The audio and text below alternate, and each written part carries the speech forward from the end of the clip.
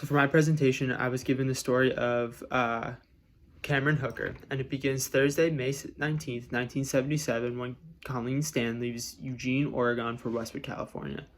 It's a 400-mile trip, and she plans to hitchhike the whole way there.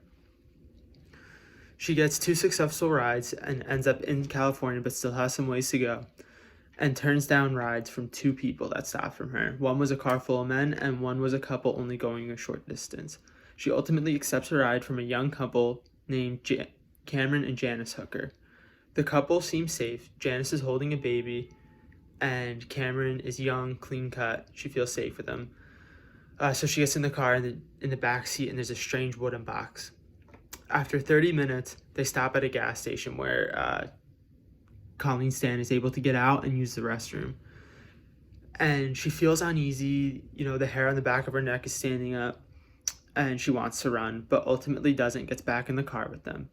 The conversation in the car turns to ice caves, and this leads Cameron to say that he wants to go see them and asks if it's okay if they go. He says they're nearby.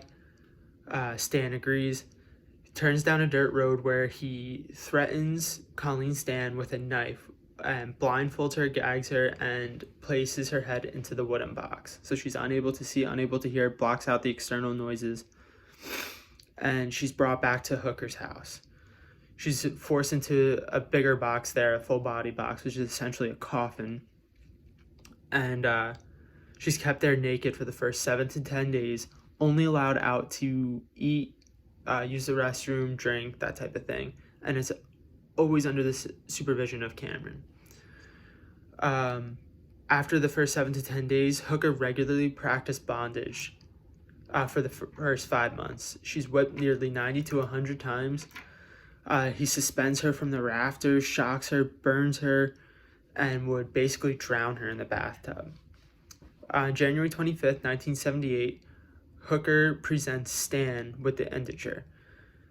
Basically a contract Hooker's drawn up where Stan must agree to be his slave or risk being sold by the company into slavery. The company's made up, this whole thing is made up by Cameron Hooker, but Colleen Stan ultimately signs a contract to avoid being sold into slavery. She must now refer to Cameron Hooker as master or sir, and she's given the name K, the letter K. Some complications arise where Janice Hooker knew what her husband was doing was legally and morally wrong, but she didn't stop him because it kept her from being exposed to this side of Hooker, so she's not being the one that gets beaten by her husband. And Hooker's child also becomes aware, is 3 years old at this point, and is aware that there's someone being held captive inside their home that's always has a chain around her neck and is sometimes even chained to the toilet seat. So as years pass, Stan is given more freedom. She's allowed to go jogging unsupervised if she asks permission. And in March 1981, Stan is allowed to go visit her family. Hooker drops her off at her house and says, if you mention anything about the kidnapping, I'm basically going to kill your family.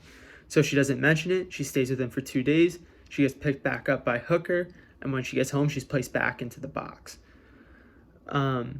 Cameron tells Janice he wants to kidnap more women and make a group of slaves.